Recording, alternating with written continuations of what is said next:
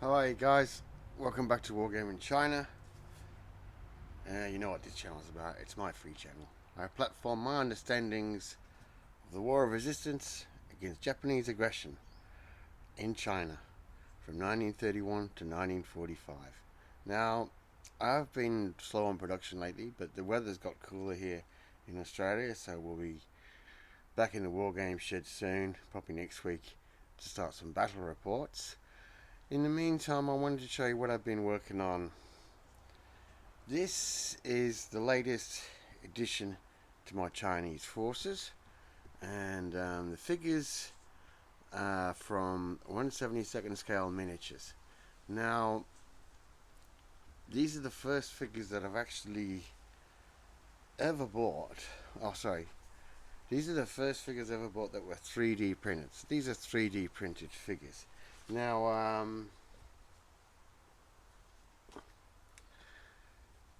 they're the first time I ever bought 3D printed figures, and I've got to say that I did like them. I did like them, but I thought they didn't work out cheap, and with postage, it was, for my standards, a very expensive army, because basically I basically build from plastic soldiers, so I look at 4 or 5 boxes of plastic soldiers will usually make me a regiment. That's usually less than $100, and I spent a lot more than that on these, but I do like them. I do like them. I've been working on the last, or no, maybe 2.5 months, because I'm not the greatest. I'm not the fastest figure painter. Now, what I liked about these figures was I bought. I don't know if you can see these figures here. I'm going to show them to you, but these are Dare to Die figures. The majority are anyway. And he sells these come in sets of 8 figures, and but they're stunning. I love them. I love them. So first thing I was going to field with my new forces were two dedicated Dare to Die companies. And as I said, exquisite figures. Exquisite figures. Paint out beautifully. And so I just made my Dare to Die 2 companies, and to get them right I just added some bayonet figures to get the numbers right. As I said, I put in a large order. Yeah, I was really, really happy with how they've turned out painting wise. Now, so let's get back to how I'm going to organize my figures. Well, as I said, so this channel, I've always thought I want this channel to be for all scale gamers and anybody who's interested in history. So, first off, we'll look at, for the 28mm players and for the curious, the OB of a Chinese Type 27 infantry platoon. Okay, so if we look at the Type 27 infantry platoon, and the OBs for this were recommended in 1937, we will see 3 14-man companies. Now,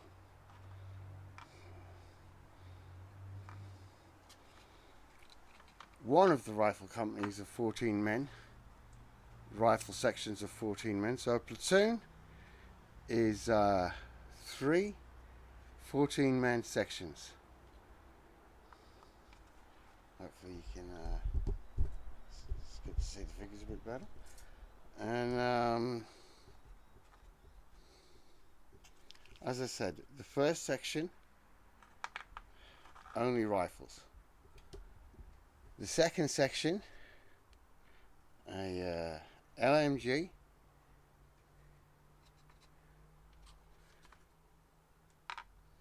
and 12, 14 14 men in total, one LMG and 8 rifles.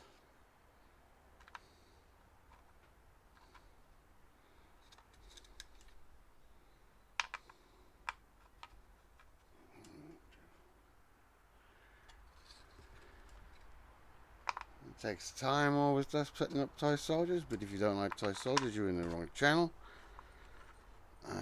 And then now we can see here that the LMG provided with 1/72 scale miniatures is the Belgian BARD, and it's a very good choice because just about everybody used that in servers by the thousands, by the multiple thousands. So a good choice from 1/72 scale miniatures to choose that LMG.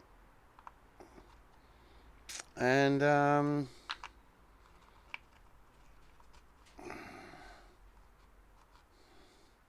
know it's taking a bit of time, lads, but this way you get to really see a good selection of the figures. Okay, so there we go. The rifle section was a 45 men, so then after that we'd have an officer and 2 buglers, and that would bring the strength of the company up to 45 figures. Now, I mentioned in my previous video that the Type 27 grenade discharger was a part of this of the 27th Infantry Division type. Now, grenade launchers were issued 2 per platoon, and if we looked at, we've got no book is there's no source that definitely states how the grenade dischargers were established within the platoon. It just said 2 grenade launchers per platoon. But if we look at the way the Japanese organised them, you had 1 good grenade discharger operator, 1 ammunition and 2 ammunition, 1 gunner's mate and 1 ammunition bearer. So we'll do the same for the Chinese, which would bring the 27th type platoon up to the same strength as 51 men, or the same strength as the Germanized formations that we looked at in the video, the arrival of the Germanized divisions. So that's how I believe the platoon was, how I understand the platoon was made up. So there you've got 51 figures, 3 sections of 14 men each, 1 section only with rifles, and the other 2 sections with an LMG team and 8 rifles, plus the HQ of officer, bugler, signaller, and two light mortars. Now, how I would so that is the actual platoon. So if we look then at 3 platoons and a company HQ of 16 men, we can see that we have 169 men in the 169 men in the infantry companies and the HQ company, and then we look at support weapons. So the support weapon for a battalion was 4 medium machine guns and 2 82mm mortars. So how do we break that down to rapid fire? Well, for rapid fire, it's quite easy. For rapid fire,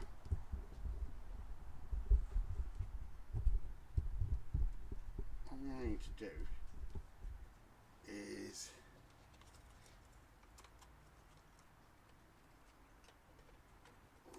one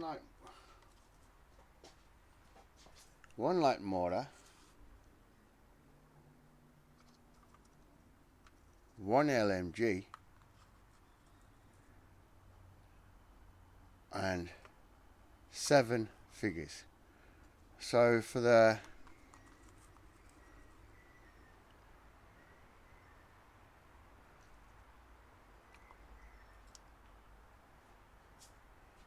as we can see there,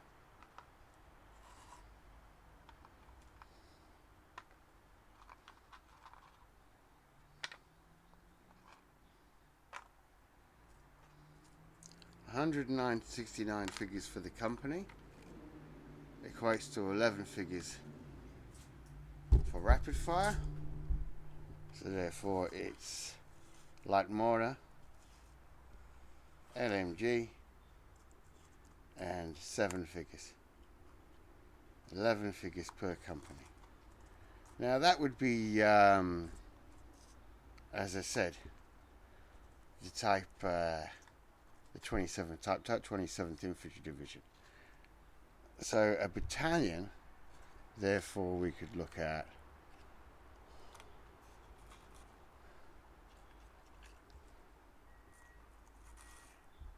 you know, 3 of them.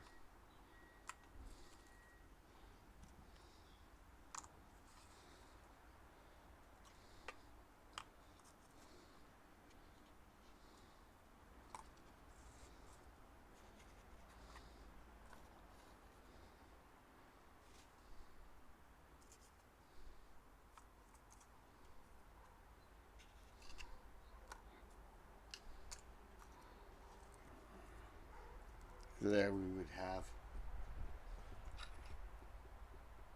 3 infantry companies,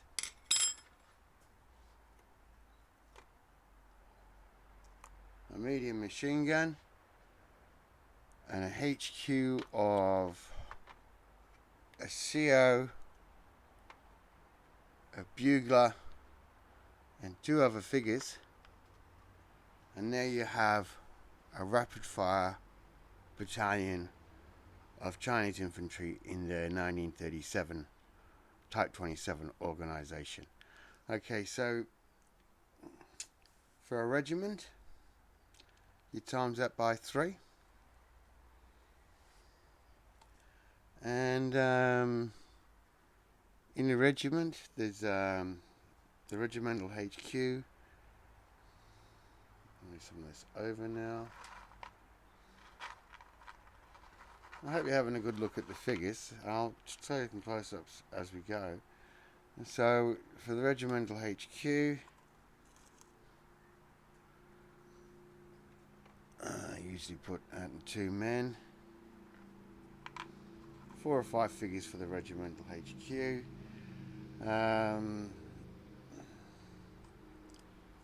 Now I went through my spares box, and I found, luckily enough, a 13.2mm autocannon Hotchkiss.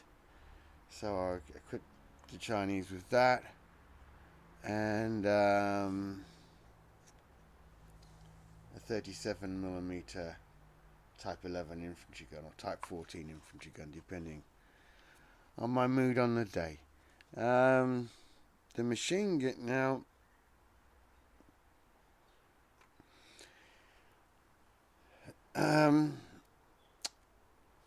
Because there's only 2 mortars per battalion, and there's 2 mortars per battalion, and there's another 2 mortars at the regimental HQ at the regimental support level, that gives us 8 81mm mortars. And because it's the Chinese and are always outnumbered so chronically by the Japanese, we'll give them a mortar battalion and an observer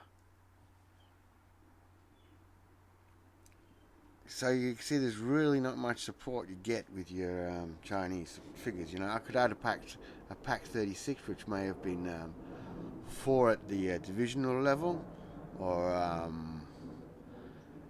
or 2 for some divisions, an independent tank platoon equipped to some divisions and armies. Um, let's have a better look at the figures now. So,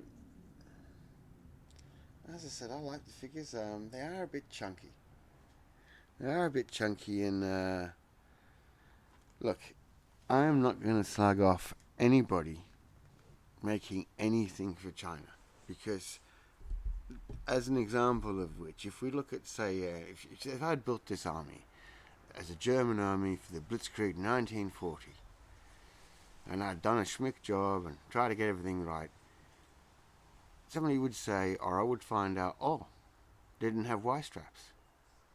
So there's always something wrong with every army. Every army is only good for that one day, and sometimes, you know, if you're a sculptor, and bravo to Brian Sweeney for sculpting these, because they are lovely figures, but a sculptor is a sculptor. His talents are in sculpting. I know that the sculptor did a fair bit of research, because some of the figures are of the ceremonial dagger. The officer, the regimental commander, has a ceremonial dagger.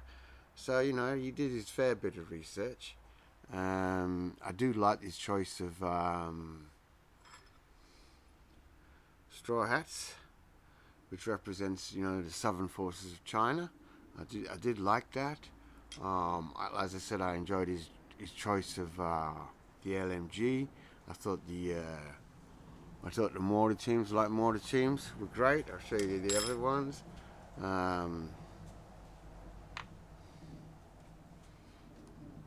I used the original, his mate, the teammate for this, for my artillery and guns, because I'm going to build some more guns. I've got some on order, and I've already got the crews painted up there to do them, you know. Make the figures, so I don't think you can bloody see that, you know. You see that? Yeah. So,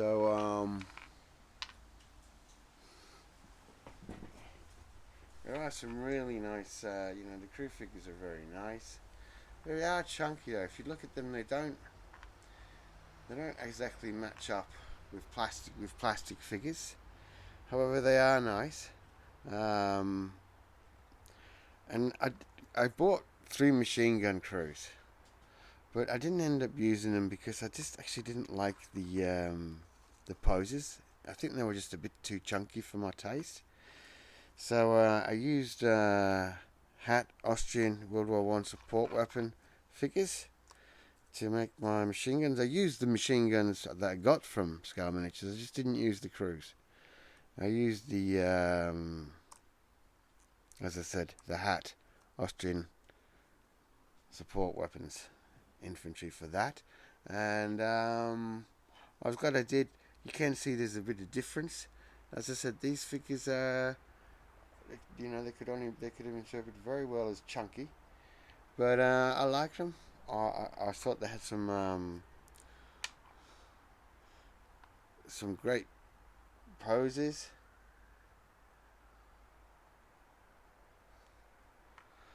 And they enable me now to be able to field, because as you see, I've actually painted up a lot of these, far more than I need for a regiment, for a 1927 type regiment. So the reason I did that was because in the future I've been planning to use these figures for more generic battles and for a more generic Chinese army from, say, 1939 to 1945, when you know, by which time even the warlords had embraced the government organisations. You know, the Type 27 type is the last type of, I believe it's the last type. I mean, you know, I always say I'm not an expert, but it is just about the last type where an infantry division is divided into 2 brigades. And this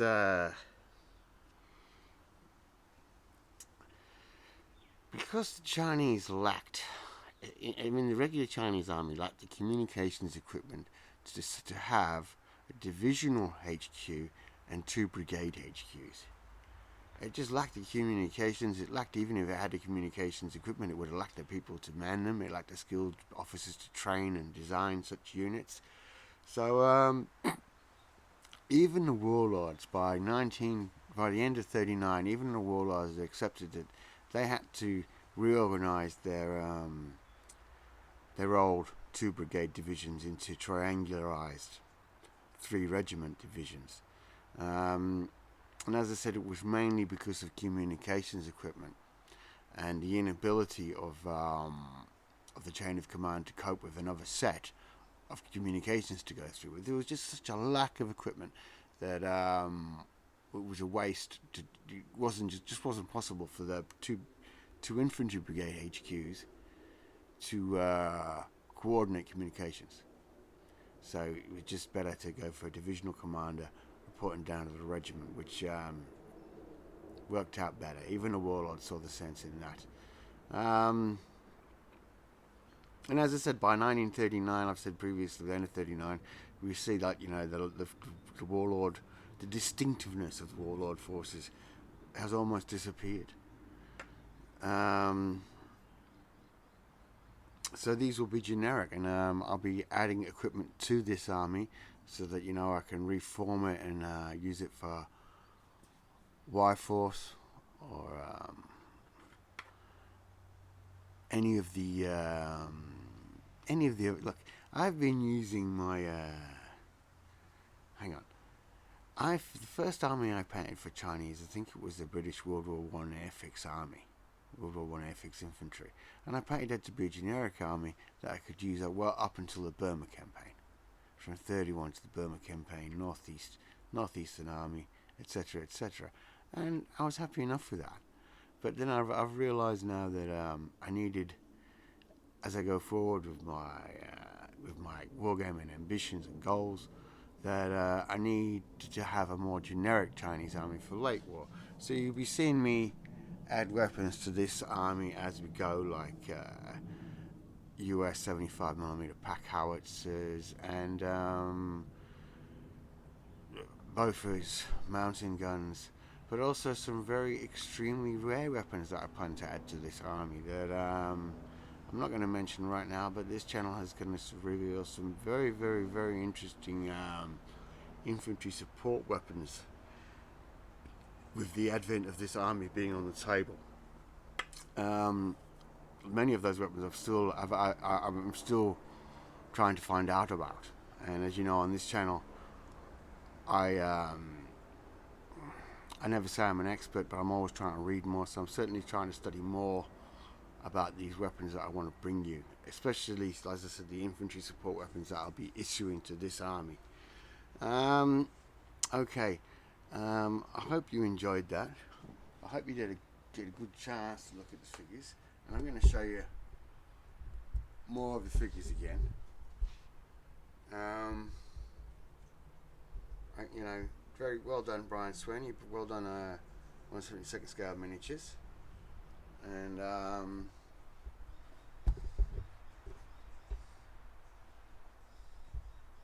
hope you enjoyed that. So there you go. That was how to field and organize your Chinese army as a 1927 type. Alright then, I know the audio on this is going to be shit because I forgot to turn the speaker on, but I'm going to leave it as it is. I hope you press like, give us a subscribe. I'd always like more subscribers, guys. If you want to share my videos, you should do so, because I don't really bother anymore. Alright, cheers, bye.